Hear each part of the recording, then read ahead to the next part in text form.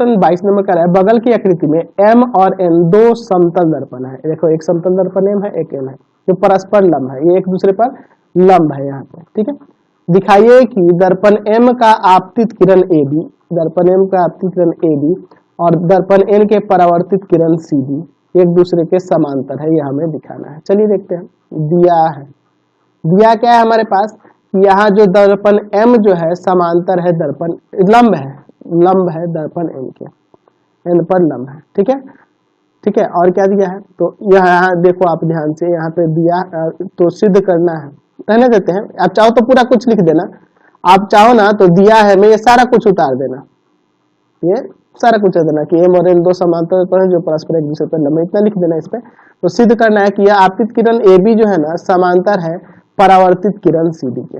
चलिए इसका प्रमाण देखते हैं, ठीक है। मैं शॉर्ट में चलता हूँ, यहाँ दिया है मैं पूरा लिख देना, वैसे इससे भी काम चल जाएगा। चलिए समझिए इसका प्रमाण, बहुत ही सिंपल सा क्वेश्चन है। आपको पता है प्रकाश के परावर्तन के दूसरे नियम से क्या होता है कि आपतन कोण परावर्तन कोण के बराबर होता है, परावर्तन कोण के बराबर होता है। तो यह देखो, यह आपतित किरण हुई, ये परावर्तित किरण हुई, तो ये दोनों कोण बराबर होंगे और यह दोनों कोण भी आपस में बराबर होंगे। तो अगर मैं इसे थीटा मान लूं तो यह भी आपका थीटा हो जाएगा, कोई भी संकेत से मान सकते हैं। चलिए यानी कि एंगल ABE बराबर में एंगल EBC बराबर में थीटा, ये हम लोग मान लिया, ठीक है। चूंकि आप देखो यहाँ पर, यह जो आप देख रहे हो यहाँ पर, यह BE यह आपका अभिलंब है, BE अभिलंब है ना जी, और यह भी इस पे लंब है, तो आपस में समांतर हो जाएंगे ना।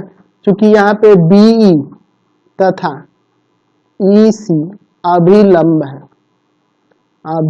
है, तो आप देखो यह इस पर लंब है, अभिलंब इस पे लंब होता है ना, दर्पण पर अभिलंब जो होता है वो लंब होता है, यह लंब है और यह भी लंब है, तो ये आपस में समांतर होंगे ना। इसलिए हम यहाँ कह सकते हैं कि BE जो है ना समांतर हो जाएगा n के, BE समांतर हो जाएगा n के, और दूसरा ये आपका EC जो है ना, EC यह समांतर हो जाएगा m के, EC समांतर हो जाएगा m के, समांतर हो जाएगा। चलिए अब देखिए यहाँ पे देखो, यहाँ देखो यह इसके समांतर हो गया, यह इसके समांतर हो गया, और ये एक दूसरे पर लंब है, तो ये भी यहाँ 90 हो जाएगा। इसलिए एंगल आपका कौन सा है, यह एंगल CEB बराबर में 90। सिंपल सी बात है। आप देखो यह इस पर लंब है 90 है, यह इस पर 90 है, और यहाँ 90 है ऑलरेडी है, तो ये चौथा कोण भी तो 90 हो जाएगा ना, ये चतुर्भुज हो गए। या समांतर से भी देख सकते हैं, दो समांतर, ये इसके समांतर है, यह इसके समांतर, तो दो ये इस पे लंब है, ये इस पे लंब है, तो यहाँ भी ये लंब हो जाएगा, ऐसे भी देख सकते हैं। चलिए तो ये 90 डिग्री हो गया, ये तो आपको पता चल गया। चलिए यह 90 हो गया, ठीक है।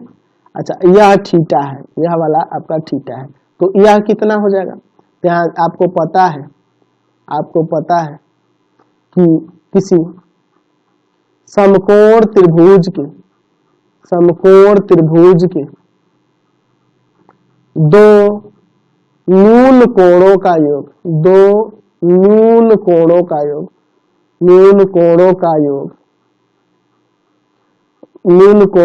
जो होता है 90 डिग्री होता है, 90 डिग्री होता है ना।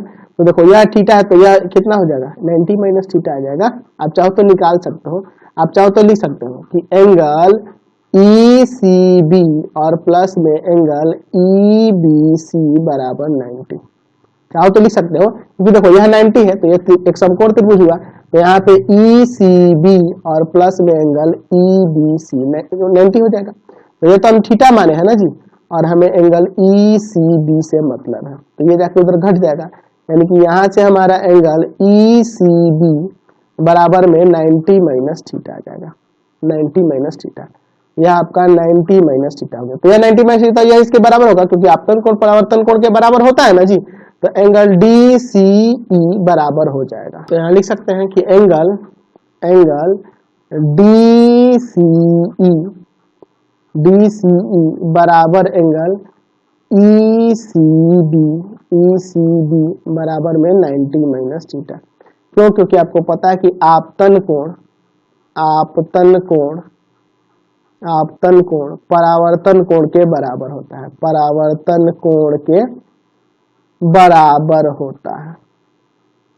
ठीक है, चलिए अब देखिए यहाँ पे हम लोग दो एंगल लेते हैं। यह देखो, यह हमें समांतर दिखाना है, तो अगर मैं इसका और इसका योग, टोटल कोण, इन दोनों कोण का योग 180 दिखा दूं तो हो जाएगा। क्योंकि ये अगर समान, ये दो रेखाएं हैं और इस पर एक तिर्यक रेखा है, तो अगर एक ही तरफ के अंतः कोणों का योग 180 आ जाएगा तो हम लोग का समांतर हो जाएगा ना यह। इसीलिए मैं क्या करूंगा, एंगल DCB और प्लस में एंगल ABC, DCB और ACB। तो इसमें देखो DCB बनाने के लिए यह दो कोण बने हुए हैं, तो एंगल कौन कौन सा है, DCE और प्लस में एंगल ECB, DCE और ECB।